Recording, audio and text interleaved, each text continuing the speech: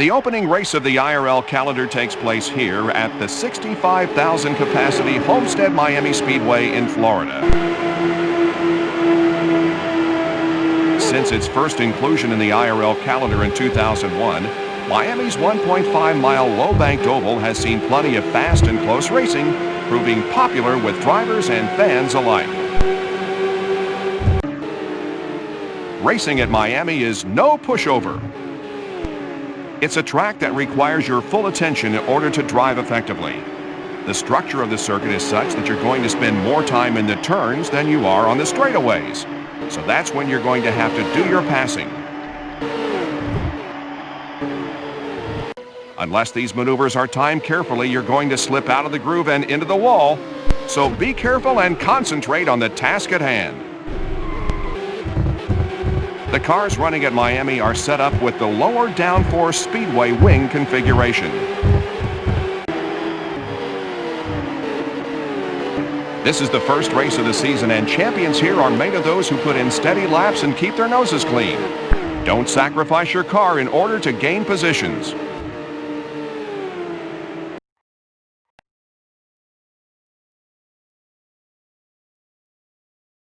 Race 2 of the season takes place here at the Phoenix International Raceway, a 76,000 capacity racetrack that has been a staple of the IRL calendar since 1996. Phoenix is a popular track among the drivers, but it's not a circuit for the unwary. Beware of the unique dogleg in turn 2, which tends to produce some push or understeer and send the unprepared sliding into the wall. No other track in the season is quite like it, so rookies should take care. Phoenix is a short track, and you will be running with the high downforce short oval wing configuration. High speeds are not an issue here, and the length of the circuit means that you're going to be running in traffic for much of the race. Make sure your car is set up to deal with this and stay alert.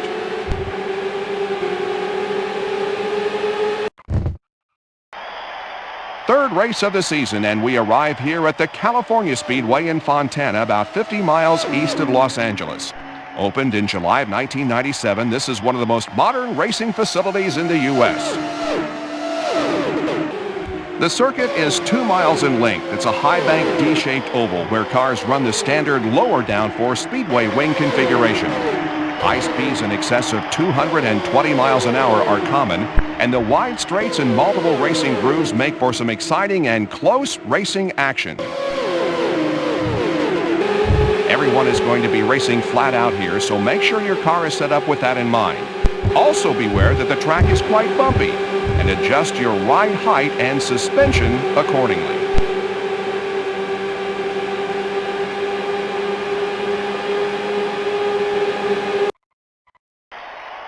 Race number 4 in the IRL calendar will find ourselves at this unique Nazareth Speedway. Rebuilt under the direction of Roger Penske in 1986 and used since then as a testing facility for his team, the track saw its first IRL race in 2002.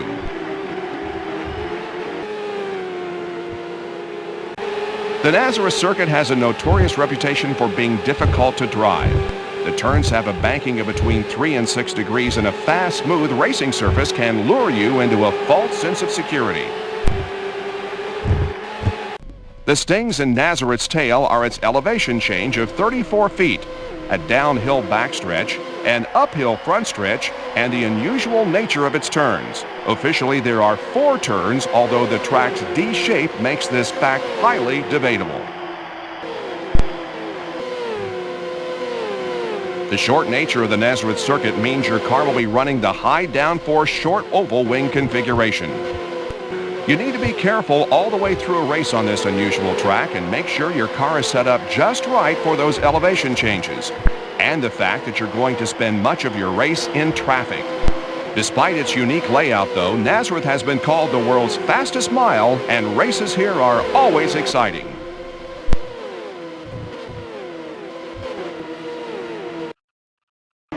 Fifth race of the IRL season brings us here to the Indianapolis Motor Speedway, home of the legendary Indianapolis 500. Run since 1911, the Indy 500 is the most famous motor race in the world, drawing a crowd of over 400,000 people and a worldwide TV audience of millions. The Indy 500 is the centerpiece of the IRL calendar, and victory here is the crowning achievement of any racing career. Largely unchanged since its construction, the Indianapolis Motor Speedway has 4 turns, each banked at 9 degrees and measuring exactly 440 yards from entrance to exit. Linked together by a pair of long straights and 2 short straights to form a rectangular-shaped 2.5-mile track that fits the boundaries of the original plot of land almost exactly. The unique size and length of this track always makes for a thrilling and action-packed race. The uniqueness of this track is matched by its qualification procedure, which is designed to filter out the large entry list down to a field of 33 drivers. This is the only race in the season where a poor qualification time could lead to you being bumped off the starting grid. Don't forget, though, that this is a tough race, and victory does not go to the driver who leads the field at the first corner, but to the one who most effectively combines stamina, skill, and strategy. Pace yourself, take it easy, and above all, soak up the atmosphere of the greatest spectacle in racing. The impressive Texas Motor Speedway is the second largest sporting complex in the U.S., seating 154,000 fans. This 1.5-mile high-banked oval is the only track to be visited twice a season by the IRL. The length, width, and high banking of the track leads to plenty of closely packed high-speed racing, with cars reaching 220 miles an hour and pulling up to 4 Gs in the corners. Cars running here use the low downforce Speedway wing configuration. Texas is one of the most exciting tracks to race on and ranks as many of the IRL drivers' favorite circuit. It also leads to some very close finishes. The first 2002 race at Texas led to Jeff Ward's record-breaking finishing margin of just over 11/100ths of a second. Be careful, though, because the track surface is bumpy, and at these speeds, a small mistake or a momentary lapse in concentration can lead to disaster.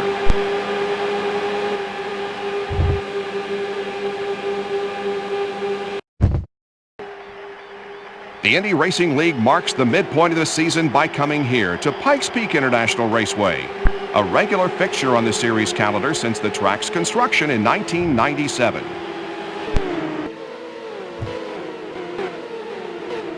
Called a tri-oval, Pikes Peak is really more of a D shape, with the front straightaway actually being one big corner. This front straightaway has a banking of 7 degrees, leading into 10-degree corners and a 3-degree banking on the backstretch.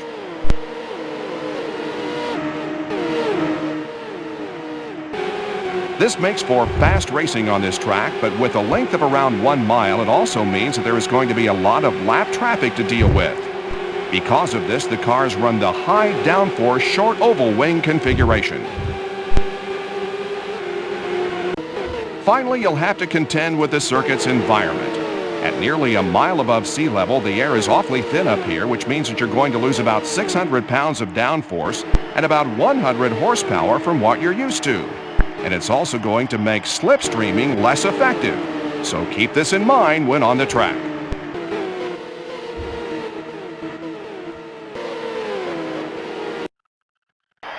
The 8th race of the Indy Racing League calendar is held here at Richmond International Raceway.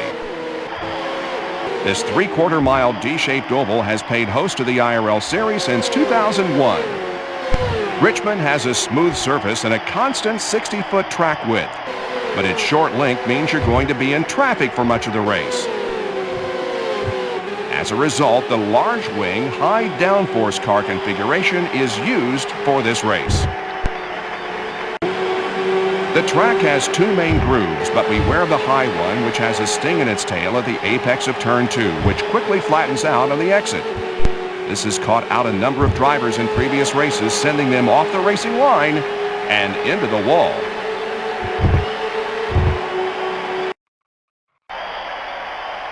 Race 9 of the Indy Racing League season takes place here at Kansas Speedway, Kansas City, which has been host to the IRL since 2001. Along Speedway, cars run the small wing low downforce configuration for this event, but despite its size, the 15-degree bank turns are lower than similar tracks such as Texas.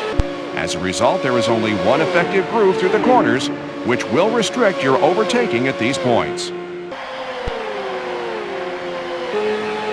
As a result, it's the horsepower and turning ability of your car that's going to be the deciding factor in order to get on the podium here. So make sure you set up your car correctly for optimal performance.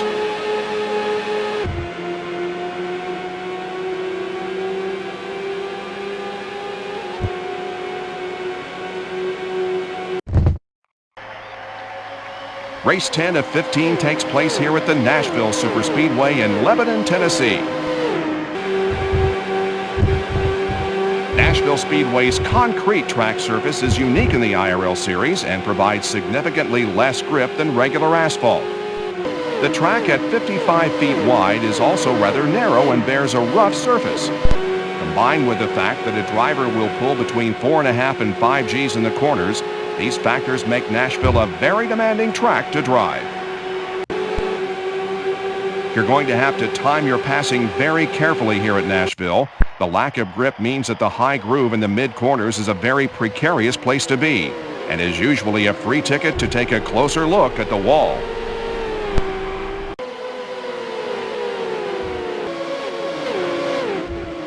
Nashville's reputation as a tough track to drive is well earned.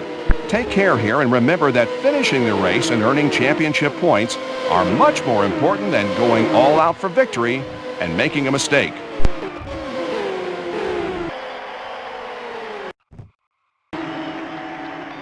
The 11th race of the season brings us here to Michigan International Speedway, a circuit first used by the Indy Racing League in 2002. 18 degrees of banking combined with 73-foot wide sweeping turns provides drivers with up to 4 grooves running around the 2-mile speedway. Small wing, low downforce wing configurations are used here as speed is of the essence, and too much downforce is a hindrance on this fast track.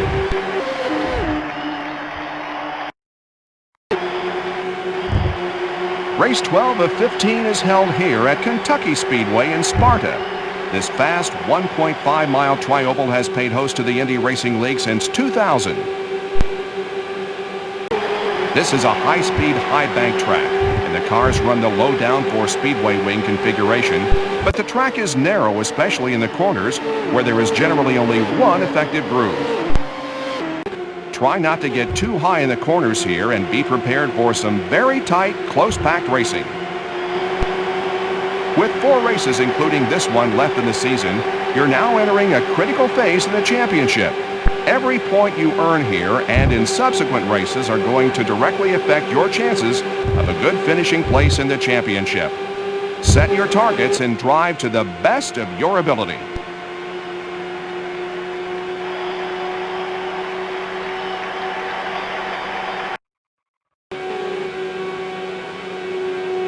The 13th race of the season finds us here at Gateway International Raceway, the paperclip-shaped track that has paid host to IRL races since 2001. This 1.25-mile oval has been described as more akin to a road course without any right-hand turns than a true oval speedway. Turns 1 and 2, despite having an 11-degree banking, are very tight, and this is one of the few places on IRL tracks where drivers have to brake and downshift. A long back straightaway follows these tight turns, leading into the sweeping full-speed corners of turns 3 and 4. The entire track, while being wide and fast, has a narrow groove, so passing is practically impossible in the first 2 corners. This is a track where handling and driver skills take precedent over horsepower, so you're going to have to devote your full attention if you want to be well placed here.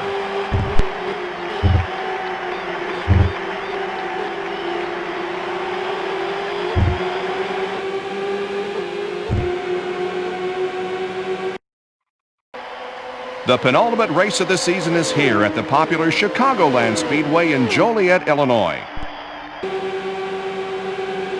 This This high-banked 1.5-mile D-shaped tri-oval always makes for some fast, high-speed action, and cars here run the low downforce Speedway wing package. The wide groove here at Chicagoland allows plenty of side-by-side racing, with the straightaways favoring a higher position on the track and the corners favoring a lower one. Some parts of the track even allow cars to easily race 3 wide. But if you get into this situation, make sure you're acutely aware of what the cars around you are doing.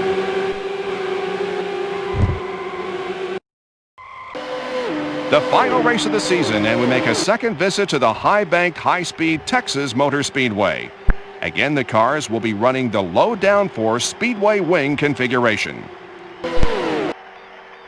A perfect place to end the season, Texas has always produced fast, close racing. For a good finish, you'll need to be prepared for close side-by-side racing and be able to maximize the horsepower of your car whenever possible. Texas is a rewarding track to drive, but it requires 110% concentration and commitment. Good luck.